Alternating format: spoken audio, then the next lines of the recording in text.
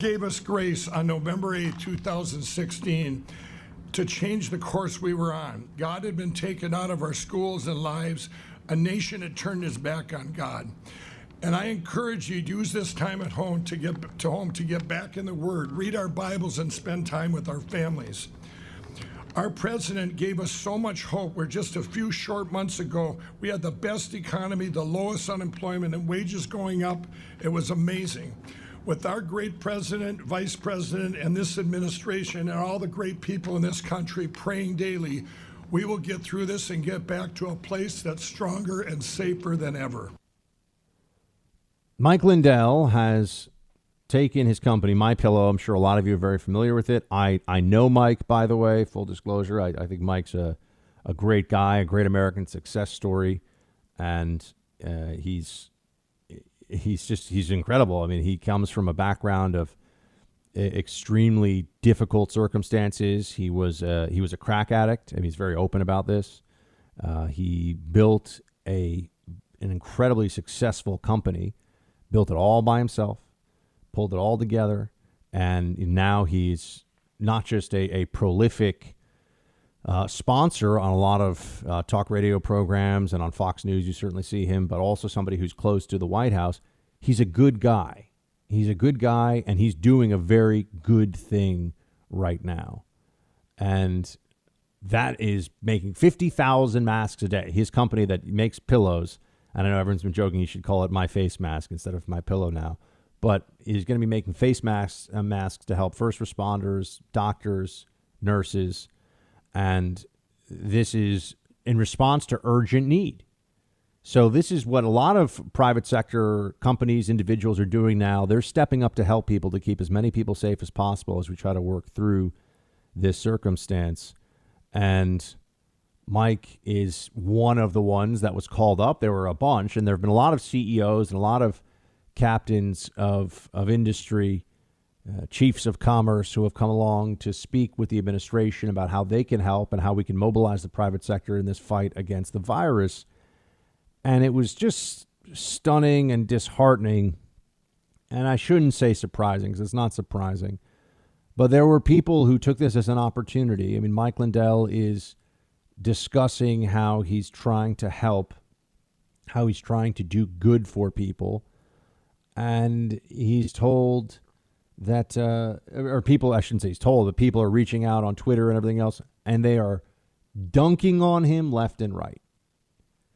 I couldn't believe it. And Ali Velshi, a journalist at MSNBC, was doing the whole, I can't believe Mike Lindell is up there right now. I mean, there was so much snark, so many surly, undermining, nasty comments being made about Mike Lindell when he's going up there because he's answering the call.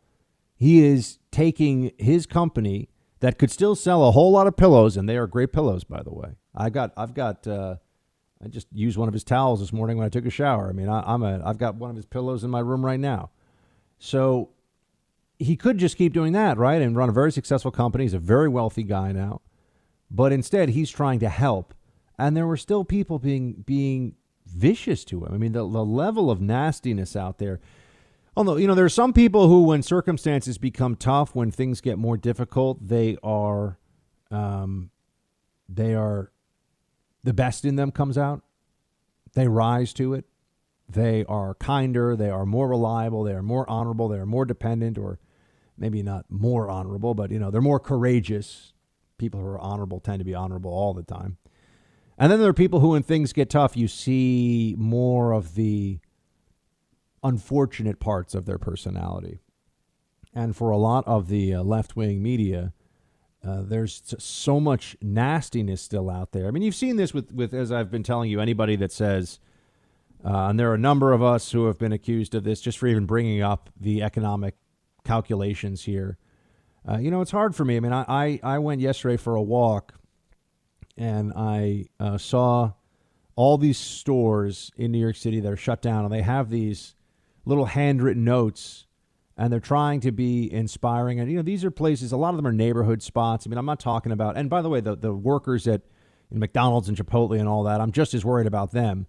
but you would think that maybe their companies are in a better position to continue to sustain their employment and to be there, right? I mean, I feel like most Chipotle's or McDonald's are going to be back in business when things open up again.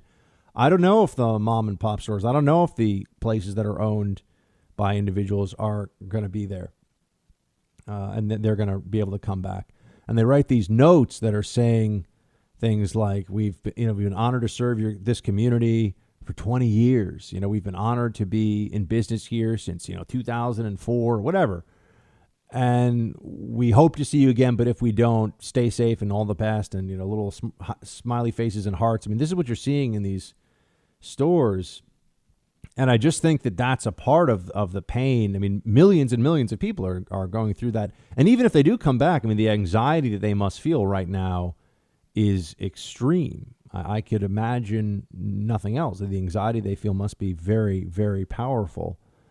And that's why, as I now, sit here and try to think about the best ways to be helpful. I mean, I think about how ordering food from them, double tipping, and I should even step. I'm just going to start giving every delivery guy a 20 whenever they show up to deliver food. I know for some of you, food delivery doesn't seem like it's as much a day-to-day thing. In New York, food delivery is everywhere. I mean, this is what people tend to do. I like to cook. Most people in the city that I know just order in their food all the time. There's so many restaurants around here because of all the population density. It can be supported. Yesterday in my lobby of my building, the entryway, there was a guy who I thought was the owner from the way he was talking about it, but actually I think he's now the manager of a local restaurant nearby, and he was giving out menus, and I mean he looked really on edge. I mean, he looked a little bit distraught. He's giving out menus. He says, please, if you can order. We're really, business is like nothing, and we're getting desperate, and we're trying to stay open, and we're trying to keep things going. And I took his menu, and I ordered last night, and the food was excellent. But that's, there's a real psychological pain here too, and I just wish that we didn't have to have an either or. I mean, everyone who's reading any newspaper or aware of anything that's going on in the country understands how serious the virus is now and how many lives it's taking. And as I said, the virus is worse than I anticipated. It's more deadly. It's more easily spread. And I'm not an expert on this. I was just reading this. The experts were wrong. That's part of why a lot of us didn't really understand where this was, understand how it was going to hit us. But the impact of this on businesses is something that I at least think is worth some attention, especially as I have 3 hours a day with you. And there's only so much that we can do to talk about where we are with the numbers on this virus and the shortage of protective equipment. And, every day we hit that, we talk about it, but there are other things, there are other aspects of life that are continuing on. And I'll try to give voice to that. But Mike Lindell, back to what started this, mobilizing his company to try to do everything that he can to assist in this, need for personal protective equipment. You don't have to applaud it, although I think that's a normal response, but you do have to respect it. And to be disrespectful when somebody steps up like this to help out people that really need it, when the whole country needs it, just goes to something that's wrong in the minds of these enraged leftists. I mean, it just goes to there's a real problem here with them. And this is where I have to think that what is it now? This is the fourth year of the Trump administration, and there are a lot of people whose careers are built on information and writing and communicating and speaking, and they have been on an unceasing mission to destroy this president, and they've managed to create controversies, and they've managed to use circumstances that were not dire to that end. I mean, they've effectively created a crisis mentality without there actually being a crisis. They've done this with Russia collusion. They've done this with the impeachment. That now we're going to talk about things that cost time in the response and things that made us miss. Don't ever forget that Democrats were impeaching this president through January when the first real reports of what was going on in China, the Democrats were busy with a sham impeachment because Orange Man bad and they hate him so much and they're just angry little children about the whole thing. That's what was going on. We could have been making masks, we could have been making ventilators. Also, though, we have to remember we didn't recognize, because we're basing this, the Chinese have been lying with this the whole time. Their numbers, and I'm going to speak more about China today in a little bit, but their numbers are much higher than they've been saying. They are responsible. We want to talk about lies and people with blood on their hands. I mean, the Chinese Communist Party has been appalling, absolutely appalling in all of this. And now we find ourselves dealing with the aftermath of, or I shouldn't say the aftermath of that. We're dealing with the consequences of that. So there's a lot of moving pieces here, but part of the problem that we've had in trying to get, I think, the best information about this and to be as nonpartisan as possible in the coverage of this news event is that there are liberals right now who have big platforms who seem to report with some degree of satisfaction and perhaps even joy at the failure of hydroxychloroquine to be the miracle cure that some of us, that almost all of us, I should say, have been hoping for. There's been a real rooting against anything that might make Trump look better in this whole process, even with lives in the balance. There are people in the media. I mean, I could tell you, I could pull up the tweets. I could show you who they are. They very obviously absolutely hate this president to the point where that hatred is more important to them than anything else. And that's where things stand right now with the way that the left and the media is approaching even the pandemic at this stage, when we are in the most dangerous phase of this, where we're about to see the real consequences of the spike. Hating Trump for the media still seems to be, for some of them, not all of them, the supreme mission, not helping the public understand this and not getting to a better place.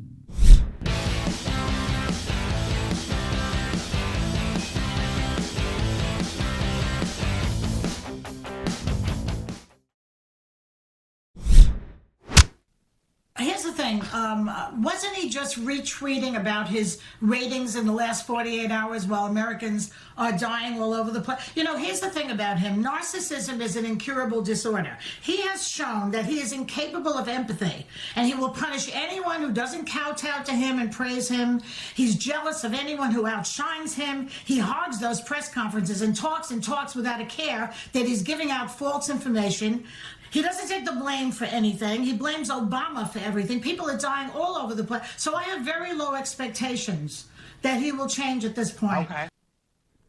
Joy Behar, she'd be complaining about Trump in the aftermath of nuclear war. I mean, if we went to war with China and there were nukes and it was like the Terminator movies where, you know, millions and millions of us incinerated at once, whatever, Joy Behar from the Behar bunker somewhere would still be doing nothing but complain about Donald Trump. At that much, I'm pretty confident. I'm almost impressed by how durable the media's anti-Trump fixation has been. I'm almost impressed by it, meaning that it seems like it wouldn't be possible to be so completely devoted to anti-Trumpism for so many years in this way, not just as a general concept, but as the first and most important part of any conversation. This is an opportunity to bash Trump. You know, the weather is bad. This is an opportunity to bash Trump. By the way, I have to tell you this. I'm angry. Okay, I'm going to say it. I'm angry about the climate change crap that we've been hearing about for years and years and years as this existential threat. And, oh, what are we going to do? And it's all a waste. It's dumb.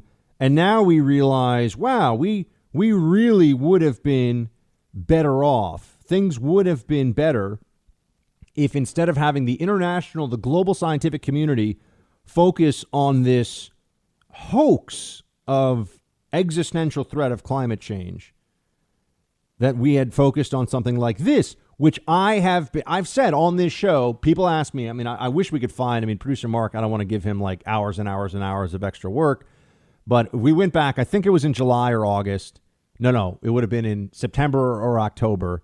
Somebody asked me what really keeps me up at night. And we were doing this during roll call. And I said, pandemic disease is really scary. Antibiotic resistant bacteria is really scary. These are things that are, and this is a virus, but same idea. These are things that are really scary.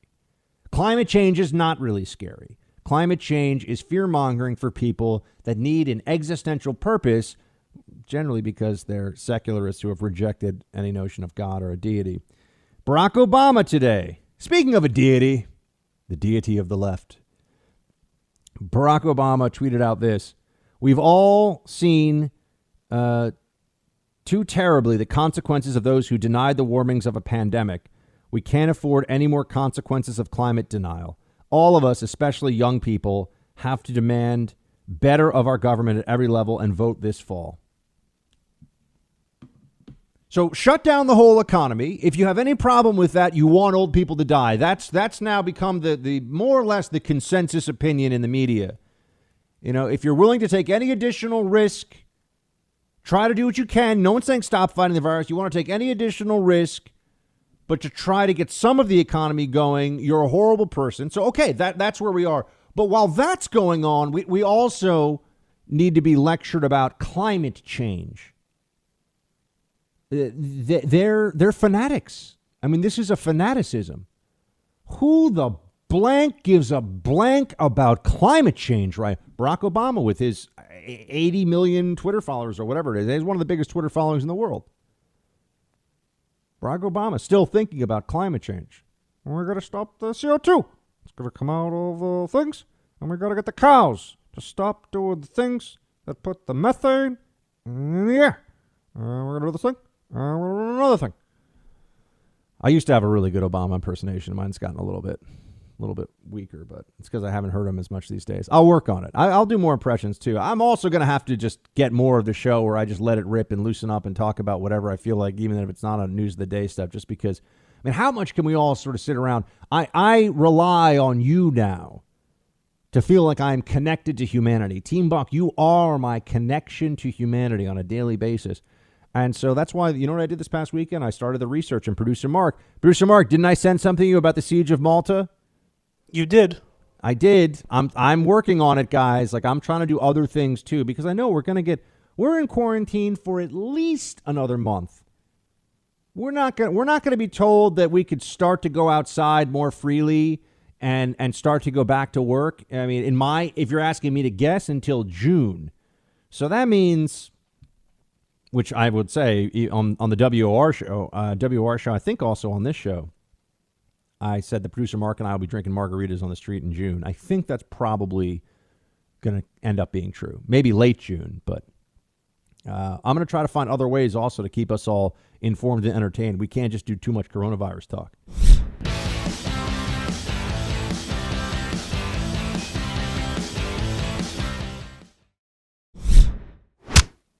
I have said I don't think that you should really listen to what he says. You should listen to what the experts say. I'm not actually sure, if you want to be honest, that we should carry that live. I think we should run snippets. I think we should do it afterwards and get the pertinent points to the American people, because he's never, ever going to tell you the truth. And guess what he's going to do? If you ask a question that is a legitimate question, and if he doesn't like the question, he is going to say, whether you're being mean or not, or whatever he wants to call it, he's going to say that is a mean, nasty question. Why? Because he wants his base to think that the media is being mean to him and they're attacking him. It is all a plot. It is all orchestrated. And if you can't see it, I don't know what you're looking at. So, you know, it's obvious. It's transparent to me. This has become, those press briefings have become his new apprentice. They've become his new rallies. And he treats the press and the media as if he's talking to the people in his rallies. Don Lemon is just delusional. Why is this now a bad thing? The president shouldn't address the American people? Why is this this is now rallies? I mean, You know why they're upset? And this is very clear if you look at the polling on this. Do you know why they're upset that the president of the United States is holding these press conferences? I watch them every single day, okay? Why is the president upset about it? Now, sometimes I have to tape it because I got to do radio, but I watch it every day. And overwhelmingly, the information is worthwhile and good. You know, Deborah Birx, Dr. Birx, really has a command of the facts in the situation, is not afraid to push back on nonsense. Dr. Fauci, hey, Dr. Fauci, went to Regis, my high school. He's one of my guys. There's actually a great article in the Wall Street Journal about Dr. Fauci playing for the Regis Raiders, which is still a name I think you're allowed to have now. It's not an offensive name, right? Even though I think a raider, isn't that somebody that like is a pirate and goes and pillages? But anyway, he was a Regis Raider back in the day. Went to my high school, and Fauci's up there doing his thing, and they're providing all this information, and that if they stop taking questions from the press, then we would be told that this is tyranny. This is the propaganda machine of the Third Reich. They'd say crazy stuff. Right? They would say insane stuff. I would also note that we've been told for 3 years that Trump is a tyrant. He hasn't done anything tyrannical. He's winning in court every time they actually take him to court. Whenever these federal judges, they come up with wrong decisions. And then what we see is the president of the United States, in this case, not going all out, using all of the power at his disposal, at least not in a way that's sufficient for the libs. So essentially not taking the opportunity to be more tyrannical. Do you think they have any change in assessment of what they think of the president as a result of this? No, of course not. But the reason that they don't like the president holding these press conferences every day is because he is doing well with the American people based on the polls. They have been waiting for this moment. They have manufactured crises for 3 years. Now, this is a real crisis. We are in a real crisis. They have manufactured crises for 3 years. And now, in this moment, we have something that is of the gravity and seriousness that could effectively end a presidency, meaning that it would stop him from being reelected. It would be the disaster that could change the course of U.S. presidential history. And they want this to be that moment. We know this. They want this to be Donald Trump finally loses. For years, he's just taken all the incoming on all this Russia crap. I can't even remember all that now. They have the 25th Amendment and Trump is crazy. Trump's a rapist. Trump cheated. Trump lied. Trump campaign finance. The amount of stuff they threw at this president, it's actually dizzying. You can't even keep up with it. And now a virus comes out. And also, why do people get it's really, libs have been coming after me a lot lately just because I'm trying to ask questions. I want what's best for the country. I want what's best for the maximum number, from a policy perspective, what's best for the maximum number of the American people. And I also think that I have an obligation to share the truth as I see it and test that truth in the marketplace of ideas, even when sometimes it's a truth that people don't necessarily want to hear, or that's not all that popular, or that can get me in a little bit of trouble. I think the truth really matters. And we are in very difficult times that require very tough decision making. But on the issue of China, which I know I keep saying I'll get to, and I will, why is it so? Why do they get so enraged when you bring up that the Chinese government was studying very dangerous viruses near the Wuhan market where this first showed up? And the Chinese government has, and we know this, as a matter of fact, lost viruses from that institute in the past. But if you even say, I'm not saying this happened, I'm just saying I think this is worthy of more investigation, you're a conspiracy theorist? Really? This from people who overwhelmingly believe that the president was able to collude with Russia, leave no trace, leave no actual evidence of collusion with Russia, despite how that's basically impossible. But, he stole the election and colluded with Russia. That's not a conspiracy theory. But microscopic viral particles getting out of a facility that is studying viruses. We're now being told that this thing may transmit up to 20 feet, okay? 20 feet with coughs or with sneezes. and is 3 times as infectious as the flu. We have no built-in immunity against it, and it's at least 10x as deadly as the flu. And because of the incubation periods, it's incredibly hard to control. The Chinese claim they have it under control, some by some miracle, which I think is almost certainly a huge lie. But this would not be, if you were engineering a virus to bring down a country, wouldn't this be a pretty good way to start? Wouldn't this be pretty close? Remember, you might say, oh no, Buck, you'd want a higher fatality rate if you were engineering a virus as a weapon. To that, I'd say, well, that's actually not really true, because if the virus kills the host too quickly, it dramatically drops off the transmissibility of that virus. So you want something, if you're creating a weapon, which is what we're talking about here, if you're creating a biological weapon, you would want a virus that is very easily spread, very hard for a person to know that they have, and then has a high fatality rate. Now, you would say the fatality rate could be orders of magnitude higher than what this is if it were weaponized. Okay, but maybe the people, again, this is all theory. I have no fact. I'm just working this out as we talk about this. Maybe the people that were doing research on this virus hadn't yet figured out how to elevate. Remember, you're talking about these timetables of transmission and mortality, and they knew that this virus, this strain of this virus, would be something that was very, very contagious and would spread incredibly rapidly and would be devastating to people in certain categories, right? I mean, but they weren't sure yet how to bring down that high risk pool. Remember, the Spanish flu of 1918 was very high risk for people in their 20s and 30s. And there's still some debate over really why that was. But the Spanish flu really crushed people in their 20s and 30s more than anybody else. Well, other than people who are already medically at high risk, but in terms of age category. So anyway, I'm theorizing here just because I find it hard to believe that this is all just, look, there's some levels that I know we're going to get more answers that'll be troubling about what the Chinese response to this. The Chinese are lying. The Chinese say they have no new cases of this. What? How is that even anyone taking that seriously? Oh, our media takes it seriously. We'll get into that. But I just have to keep in mind one of my concerns here as we shut down the economy, which I know we're not allowed to talk about this anymore. If you shut down the economy, or else you're a mass murderer is really the choice now. It's not try to open up the economy while still putting a lot of protective measures in place and doing what's necessary to help, and shut down the economy entirely in New York. I get it. The whole country?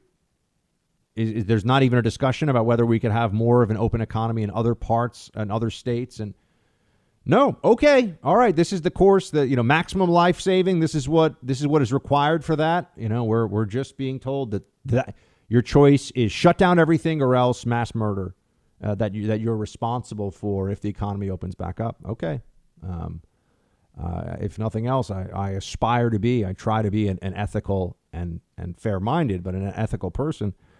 So that's where this is. We'll get back into China. I just, on this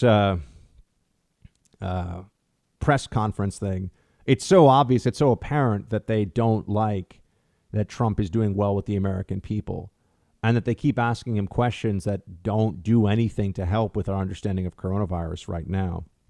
Chris Hayes, who also is over at MSNBC, I mean, he's saying that, we need to stop carrying these press conferences. Play 14.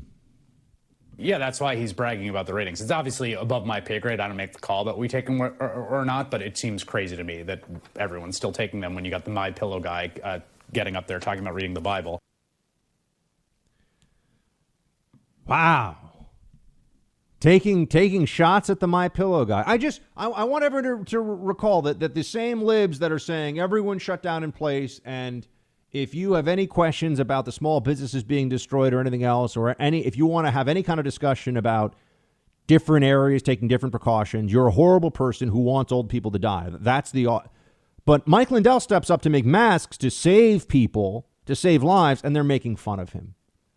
Almost like it's really not about ethics or morality for these people. It's just virtue signaling and attacking, having a weapon to attack the other side. Oh, this is also the same left that wants to make sure that Planned Parenthood clinics are aborting babies during this whole crisis. No let up in that. They've been very clear. There will not be. They'll stop all other health services but that. Because that's the for them the most essential thing that they do. The Democratic Party is the party of death. They advocate for openly and in some cases celebrate the murder of unborn infants on a daily basis. But they will wag fingers at the rest of us and say that anybody who, as I've said, I'm trying to make sure as somebody who has a voice in the public arena that we're doing the smartest things for the most people and for this country. And the president addressing the American people, I mean, he's trying to do that. He's trying to do that as well. He's trying to provide information and background on his leadership. And they don't want him to be able to do this anymore, or they don't want to give him that platform, because the more the American people see what the president is really doing and understand his thinking, the more they tend to trust him and like him and support him in this fight. And that is unacceptable to the progressive left. Unacceptable.